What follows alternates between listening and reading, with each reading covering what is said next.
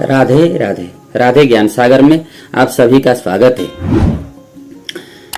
आइए आज हम करवा चौथ व्रत के विषय में कुछ और जानकारी और वीरवती की कथा, जो कि विशेष करके करवा चौथ व्रत में सुहागिन स्त्रियों के द्वारा श्रवण किया जाता है, उसको आप हम सब लोगों के उपरोक्त प्रस्तुत करते हैं। करवा चौथ का व्रत खासकर विवाहित महिलाओं का त्योहार है। इसका संदर्भ हमारे बराह पुराण में भी दिया हुआ है, जो कि इस दिन हिंदू नारियां पूरे दिन निर्जला व्रत रखती हैं। सुहागिन महिलाएं अपने पति की दीर्घायु और स्वास्थ्य रक्षा के लिए यह व्रत करती हैं। कार्तिक कृष्ण पक्ष की चतुर्थी तिथि को करवा चौथ किया जाता है। इस दिन महिलाओं द्वारा दिन भर निर्जला व्रत रखकर सायंकाल को शिव परिवार का चित्र दीवार पर बनाकर सुहाग की वस्तुओं की पूजा भी की जाती है।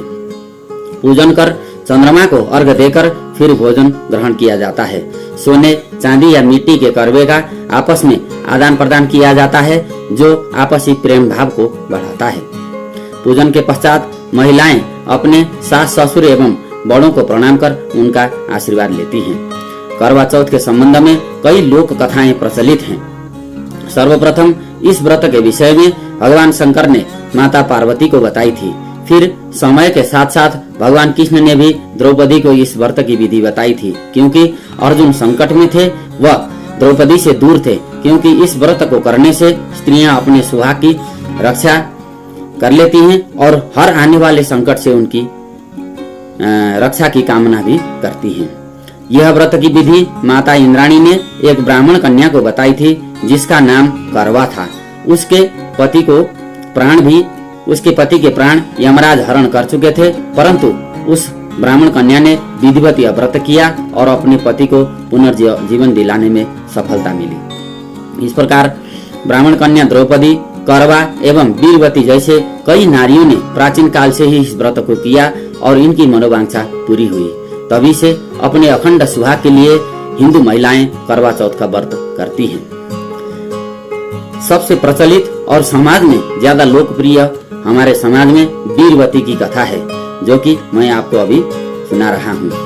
बहुत समय पहले की बात है। एक साहूकार के 7 बेटे और उनकी एक बहन थी। बहन का नाम वीरवती था। सभी 7 भाई अपनी बहन से बहुत प्यार करते थे, यहाँ तक कि वे उसे पहले भोजन कराते थे और बाद में स्वयं खाते थे। एक बार उनकी बहन ससुराल से मायके आई हुई थी। शाम को जब सभी भाई अपना व्यापार व्यवसाय बंद कर घर आए तो देखा उनकी बहन वीरवती बहुत व्याकुल थी। सभी भाई भोजन करने के लिए बैठ गए और अपनी बहन को भी खाने का आग्रह करने लगे, परंतु बहन ने उत्तर दिया कि आज उसका करवा चौथ का व्रत है और वो निर्जला व्रत कर रही है। ऐसे में वह भोजन केवल चंद्रमा को दर्शन करके चंद्रमा को अर्घ्य देने के उपरांत ही कर सकेगी। चूँकि चंद्रमा अभी तक निकला नहीं है, इसलिए वह भूख और प्यास से व्याकुल भी हो रही थी। इतनी कथा सुनने के पश्चात एक बार जितनी भी महिलाएं आपस में बैठी हैं, वे आपस में अपने थालियों को एक बार करवा के गीत गाते हुए एक बार घुमा लें, फिर उसके बाद इससे आगे की कथा श्रवण करें। सबसे छोटे भाई को जब बहन की यह दशा देखी नहीं गई, तब उसने बाकी अन्य भाइयों से परामर्श कर बहन को मिथ्या रीति से चंद्र दर्शन करवाता है। वह पीपल के पेड़ के ऊपर पत्तों के आड़ में दीपक जलाकर चलनी की ओट में रख देता है और यह प्रक्रिया दूर से देखने पर ऐसा लगता है कि चतुर्थी का चांद उदित हो रहा है। इसके अनंतर भाई अपनी बहन के पास जाकर उसे बताता है कि चंद्रमा उदित हो गया है, तुम उसे अर्घ्य देकर उसके बाद भोजन कर सकती हो। खुशी के मारे सीढ़ियों पर चढ़कर बहन वीरवती चांद को देखती है और अर्घ्य देकर भोजन करने बैठ जाती है। पुनः एक बार अपनी अपनी थालियों को घुमा लीजिएगा और जैसे ही भोजन का पहला निवाला वह अपने मुंह में डालती है तो उसे छींक आ जाती है। दूसरा निवाला डालती है तो उसमें बाल निकल आता है और जैसे ही तीसरा भोजन का ग्रास वह मुंह में डालने का प्रयास करती है तो उसी वक्त उसके ससुराल से समाचार आता है कि उसके पति की मृत्यु हो गई है। समाचार सुनकर उसके पांव के नीचे से जमीन खिसक जाता है और उसका हृदय विदीर्ण होकर वह रोने लगती है। उसकी भाभियां उसे सच्चाई बताती हैं और अवगत करवाती हैं कि उसके साथ ऐसा क्यों हुआ। करवा चौथ का व्रत गलत तरीके से टूटने के कारण देवता उससे नाराज हो गए हैं और उन्होंने ऐसा किया है। अब एक बार पुनः अपनी अपनी थालियों को घुमा लीजिएगा।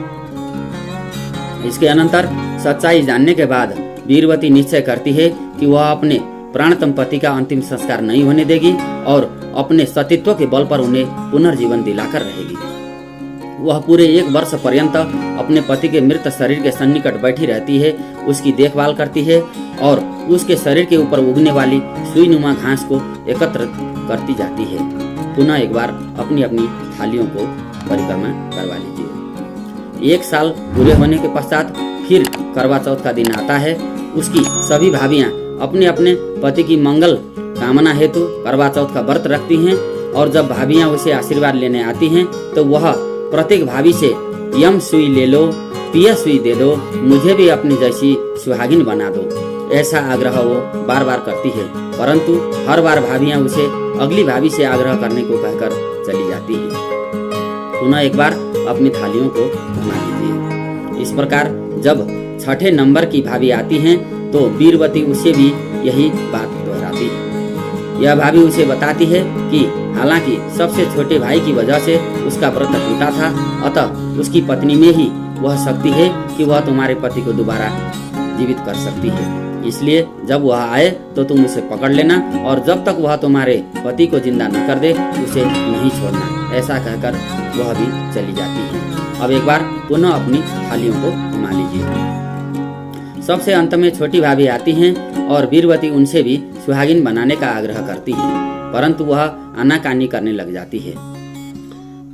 इसे देखकर वीरवती उन्हें जोर से पकड़ लेती है और अपने सुहाग को जीवित करने का अनुरोध करती है और अपने भाभी उसे छुड़ाने के लिए नोचती है, खसोटती है, परंतु वीरवती उनको नहीं छोड़ती है। अंत में उसकी तपस्या को देख भाभी पसीज जाती हैं और अपनी छोटी उंगली को चीरकर उसमें से अमृत उसके पति के मुख में डाल देती हैं और वीरवती का पति तुरंत श्री गणेश का उच्चारण करते हुए उठ बैठ जाता है।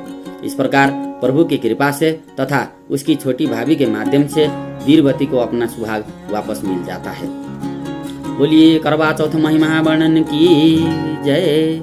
इस प्रकार अब अंत में एक बार फिर अपनी अपनी थालियों की परिक्रमा करवा लीजिए। इस प्रकार से जब तक कथा चलती है तब तक सभी सुहागिन स्त्रियों की थालियां 7 बार करवा के गीत गाते हुए परिक्रमा हो जाता है। आइए अब इस व्रत की महत्व भी मैं आप लोगों को बता देता हूँ। इस पर्व को मनाने के पीछे महिलाओं के पति प्रेम, पारिवारिक सुख समृद्धि एवं सामाजिक प्रतिष्ठा के साथ साथ भारतीय नारियों के त्यागमय जीवन के दर्शन भी होते हैं। इस पर्व में महिलाओं द्वारा किए जाने वाला श्रृंगार वास्तव में प्रकृति का ही श्रृंगार है। प्रकृति और पुरुष के रूप में पत्नी और पति के शुभ संकल्पों की उदार भावना का अनुपालन है यह पर्व। भारतीय नारी के त्याग एवं समर्पण के कारण ही उसे देवी शक्ति के रूप में मान्यता मिली है। धार्मिक, सांस्कृतिक एवं सामाजिक प्रतिष्ठा के कार्यों द्वारा भारतीय नारियां विश्व की श्रेष्ठ नारियों में से हैं। पारिवारिक संतुलन के लिए भारतीय नारी का धैर्य एवं सहनशीलता ही उसे पूजनीय बनाता है।